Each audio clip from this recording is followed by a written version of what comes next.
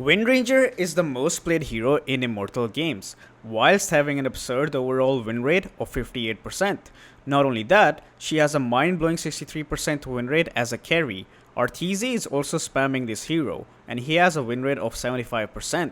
Let's figure out the reasoning behind it. Windranger is a universal hero, and universal heroes get damage per each attribute. In 7.33c, the damage gain was increased from 0.6 to 0.7. Every hero in Dota gets damage from their main attribute, but universal heroes get the benefits of all three attributes, resulting in them having high amounts of base damage scaling. This basically means that if you buy an Iron Branch on a universal hero, you will get 2.1 damage, whereas on a hero that isn't universal, you will only get 1 damage based on their main attribute. The thing that makes this broken is the fact that you can keep the benefits of every attribute while also keeping the damage. For example, Treads give you 10 attribute based on the attribute it's set on. Previously, if you weren't the strength hero, you'd have to sacrifice the 10 damage for 200 HP. But now, on universal heroes, you can keep the HP as well as the damage benefits. Like if you see here, I'm gonna change my treads and the damage stays the same. If I put them down, the damage reduces by 7. So essentially, I can use it on agility for attack speed, I can use it on strength for HP, and I can also use it on intelligence for mana, as you can see on my health pool and my attack speed. This whole concept allows them to build stat items and become raid bosses with high HP and damage output. Starting with the early build, Arteezy has been experimenting with it quite a bit. Initially, his item build was a triple branch, a circlet, tangos, and a magic stick, but now he's defaulted to buying a magic wand and a triple branch. The first build gives him 5 attributes each, and the stick helps him in the lane. The branches can be used to combine with the magic stick and get a full wand, and the circlet can be upgraded to either a wraith band if you need armor, or a bracer if you need HP plus damage. Bracer is usually the default, as bracers net you with 9.3 damage overall, and 100 HP, which is good value for 500 gold. Overall, you get 10.5 damage from this early build, and it has an upgradable path. The cons of this build are that the upgrading will delay your maelstrom timing. The pros are that you can upgrade it and be stronger in lane. The second build nets you with 6 attributes each, and the magic wand helps in the lane. There is no upgradability in this build, and the branches will either be used to eat tangos or just be sold later on. Overall, you get 12.6 damage from this build. The pros of this build are that you can rush your treads without buying additional items, resulting in you getting a better maelstrom timing. A better maelstrom timing means faster farming and also helps with focus fire. I personally think both builds are good and equally viable. If you prefer an earlier maelstrom timing, you can go for the magic wand build, and if you prefer lane dominance, you can go for the other build. Arteezy always prioritizes fighting for bounty runes. Windranger has a high damage nuke, which can be used to steal kills very easily. Not only that, her auto attacks hit like a truck. These two attributes can help in securing kills, and as a result, allow you to get a head start. Windranger has a good base attack time and high base damage. Combine that with her long attack range, she can bully enemies with her right clicks reliably. Not only that, Windrun allows her to chase down foes and also run away if she's caught out of position. These factors allow her to always be able to have an aggressive approach in the laning phase. Arteezy always has an aggressive approach in the lane. Most offlaners are melee heroes, and as a ranged hero with high attack range, you can keep hitting them and make their lives miserable. Windranger does not have a way to burst heroes down 100 to 0 in the laning phase, so she relies on chip damage to set up kills eventually. Kills happen in the laning phase if your support has some form of stun or slow. Arteezy's laning phase involves a lot of right click harass on the enemy, using power shot to secure creeps, and if an enemy is standing alone, then he uses power shot to deal the maximum damage without the damage reduction factor. Other than that, he usually rushes Gloves of Haste out of the tread components. The additional attack speed combined with Windranger's high base damage allows him to deny a lot of creeps and also deal right click damage to the enemy. Windranger requires very few items to fight. In the laning, Arteezy mostly prioritizes pressuring the enemy as long as it is safe. If he doesn't intend on pressuring the enemy, then after at least 3 points in the power shot, he usually pushes in the wave and then farms a side camp with his power shot.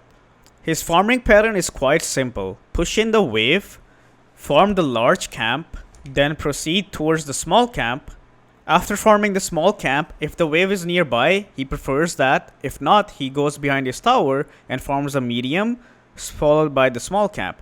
This is similar to how you would do it on most carries. Windranger's build is quite simple. There are two variations. One build is where you buy a bracer, treads, wand into Maelstrom, and the other is where you buy wand, treads, and Maelstrom. In order for Windranger to function as a carry and be able to scale, an item like Maelstrom helps her in farming, and not only that, it also allows her to fight. This is your early game build. In some cases, you might need Diffusal. For example, against Medusa, in that case, you buy Diffusal before you buy Maelstrom.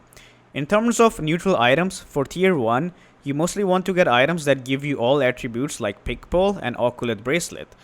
The only item that is better than these two is the Spark of Courage, which gives you high damage. If you don't have any of these options, then you can opt for the Duelist Gloves. Every video takes a lot of effort, and I want to keep helping you guys by making quality content. If you are enjoying the video, please make sure to like the video as it helps with the YouTube algorithm, and also subscribe. Now back to the guide. Windranger has a fighting kit. Her spells are designed for skirmishes. Windranger is not your traditional farming carry. She only requires a few items to be able to participate in fights. In the early game, Arteezy actively participates in fights. If his team is fighting somewhere, he usually will join them by TPing in or by smoking with them. His ult allows him to burst on any hero in the game, thanks to Maelstrom.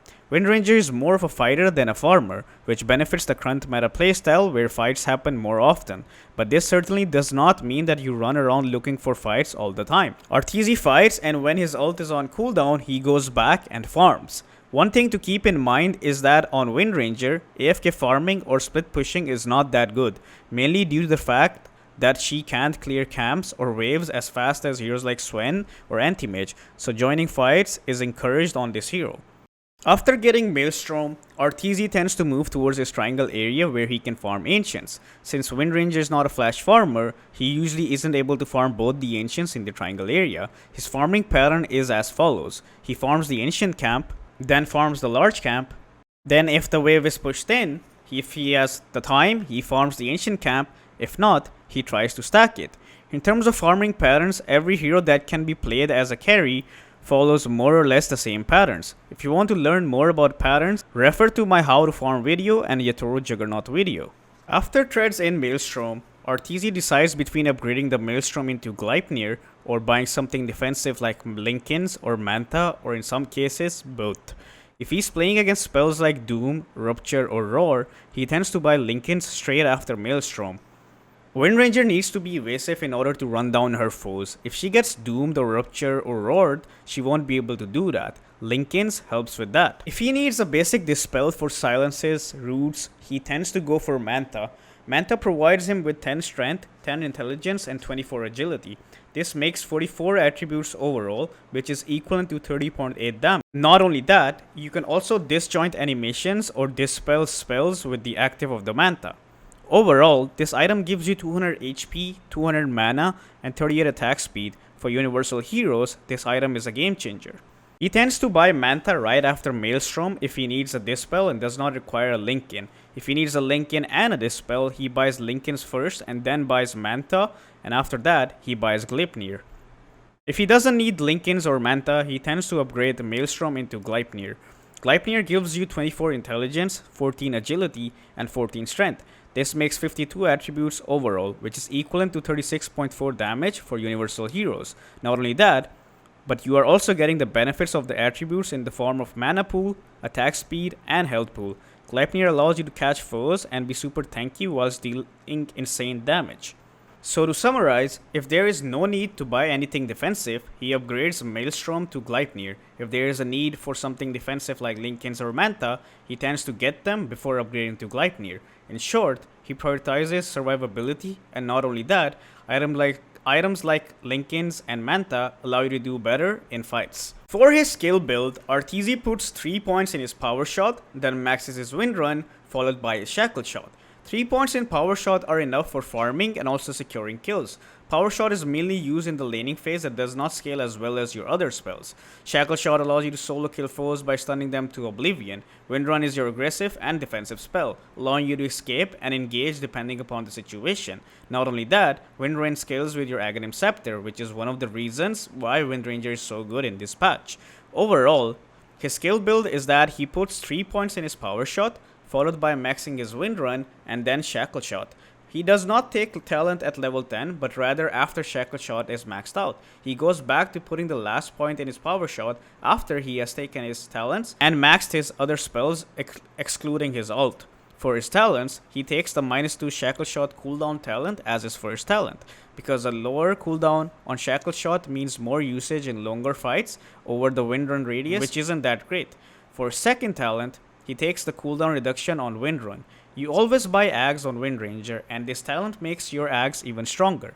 For his third talent, he takes the damage reduction. This increases your damage output, which is always nice. For his last talent, he decides depending upon the game. If the enemy has ways to dispel his Windrun, like Yule's Nullifier, etc., then the Windrun undispellable talent is the best talent. If they don't, then the advanced cooldown is better. For his late game itemization, Arteezy usually buys Aghanim Scepter or BKB depending upon the game, followed by Daedalus or MKB. Windranger excels if she isn't stopped by anything when she uses her focus fire to go in and decimate one hero from the fight. In a lot of drafts, if the enemy has stuns or halberds, basically ways to stop her from doing what she wants to do, you will need a BKB. A BKB basically guarantees that you can 100 to 0 one hero. If Arteezy doesn't need BKB and doesn't lack damage, he defaults to buying Aghanims. Windranger's Aghanim was buffed in 7.33, giving her 50% physical damage reduction on Windrun. This basically means that even if the enemy buys MKB, you will still have a chance of surviving. Not only that, the invisibility from Ags basically allows you to be a total menace. In a game of Dota, invisibility is essentially invincibility. If there are damage issues, Arteezy usually goes for Daedalus. Daedalus is your raw damage combined with focus fire. The crit procs will eliminate any hero. MKB is only bought if you're playing against any form of evasion. Overall, a good item build on Windranger could be something like this: Treads, Maelstrom, Gleipnir, Manta, Aghanims, and Daedalus. You can add in BKB or Lincolns depending upon the game. Windranger's teamfighting is quite simple. I've watched a lot of Arteezy teamfights. The only thing you have to be careful about is your focus fire usage. It has a decent cooldown, and you'll mostly get to use it once in a fight. Windranger is a hard commit hero, meaning that you go all in and burst one hero down. In majority of the cases, you want to go in and use your focus fire on one of their cores, ideally their carry or a core who can also kill you. Arteezy uses his focus fire on the enemy carry, kills him, and then after that he has enough attack speed and right click damage thanks to his hero being universal and having 1 billion base damage, with which he can just right click everyone else. The pattern is quite simple. Hard commit on a single kill with focus fire, kite around with your Windrun, and keep clicking heroes and you will win. Arteezy only goes high ground if the members of the enemy team are dead or if he has Aegis. Windranger chips towers down quickly with their focus fire. He uses his focus fire to take down buildings and does not dive to kill the enemy. Even without focus fire or Daedalus, this hero hits for 400 damage per hit, so destroying buildings isn't exactly an issue for her. Combine that with Windrun, it is kind of hard to do anything to her. I hope this was helpful. If you are interested in private coaching, you can join my Discord linked in the description. Other than that, I've also linked my Patreon where you can find excellent investment opportunity in terms of coaching packages. If you like the content, do subscribe, as this will encourage me to make more videos like this. Do let me know in the comments if you have any feedback. Have a nice day and good luck with the new patch.